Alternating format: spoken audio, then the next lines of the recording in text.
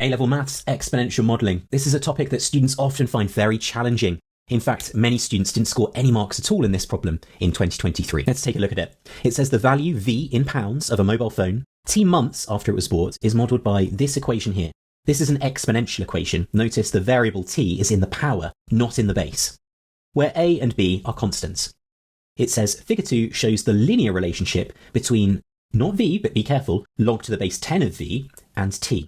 So here we go, we've got this straight line relationship between log base 10 of V and T.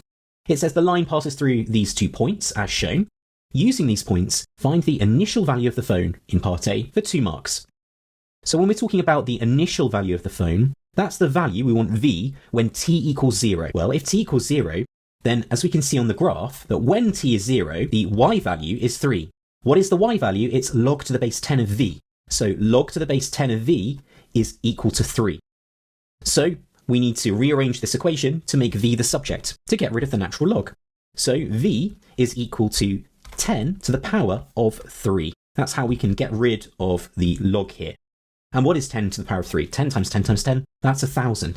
But 1,000 what? What are the units? Well, remember the value V was V pounds. So make sure you include the pound sign here to make sure you score that final mark. Part B. Find a complete equation for V in terms of T, giving the exact value of A and giving the value of B correct to 3 significant figures. So how can we get started with a question like this? Here's a bit of theory that you need to know or be able to work out in the exam. So we know that V is equal to A times B to the T from the question. But in this question, you see that we don't have V on the y-axis, we have log to the base 10 of V. So we're going to take logs to the base 10 of both sides of this. Next, we're going to apply a rule of logs that says that we can split up this log into 2 parts, because we're multiplying the arguments. We're multiplying A by B to the power of T. So when we're multiplying, that means we can split the log up into 2 parts, 2 separate parts, with a plus sign in between. The multiply becomes a plus, and it's log of A plus log of B to the power of T in this case. Next, what do? Well, we can use another rule of logs that says we can bring this power of T to the front. So we can move the power of T here to the front, and it appears here. Notice the power of T has now disappeared. I'm just going to reorder this. I'm going to swap these 2 terms over and just rewrite it in a different way. So we've got this equation here. This is our equation. And this reminds us of a straight line. If this is y and this is m, this is our variable x, and then this would be our plus c. This would be our y-intercept. So you see, we've got really a straight line in the form of y equals m, that's the gradient, x, that's t in this case, the variable t, plus the y-intercept, which is our c value. In this case, that y-intercept would be log to the base 10 of a. So we can use the gradient and the y-intercept to help us to work out the values of b and the values of a. How does this work? Well, m is our gradient, and our gradient, as you can see, the m value, was log to the base 10 of b. If we look at our graph, we can work out the gradient using the change in y, so 2.79 minus 3, over the change in x, 10 minus 0. So that's our gradient, which remember was log to the base 10 of b.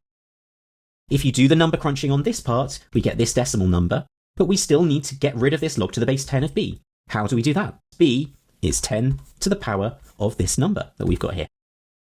If you put that into your calculator, you'll get this, but remember we need to round b correct to 3 significant figures, so that's 0.953 for b. What about finding the value of a? Well, remember that the y-intercept c of this line is log to the base 10 of a. What is the y-intercept? Well, looking at the graph, the y-intercept is 3. So c, log to the base 10 of a, is equal to 3. Again, we can get rid of the log here by saying that a is 10 to the power of 3, or 1,000. So what's the complete equation for v in terms of t? Well, we started out with v equals a times b to the power of t. And now we know that a is 1,000, and we know that b to 3 significant figures is 0.953. So we can form the equation like this. Next it says, exactly 2 years after it was bought, the value of the phone was £320. Use this information to evaluate the reliability of the model. So first of all, just note that t in the question was measured in months. But here, we've been told something about the time in years. It says 2 years. So we need to convert our years into months. 2 years, well, that's 24 months, 2 lots of 12. So t is going to equal 24, not 2. Be careful. So we can use that model that we worked out in part B, this equation here, and replace the t value with 24. If you do that, we get £315. Now, in the question it said that the value of the phone was 320. So we can say that 315 is close to 320, which suggests that the model is reliable. Don't forget to write a clear conclusion at the end to score the final mark. In their report after the exams, the examiner said that this question proved to be quite challenging for a number of candidates. There are a number of candidates who did not pay attention to the labelling on the y-axis and therefore were unable to score any marks on this question. As with many modelling questions, candidates currently lack proficiency at relating the mathematics to the context of the question.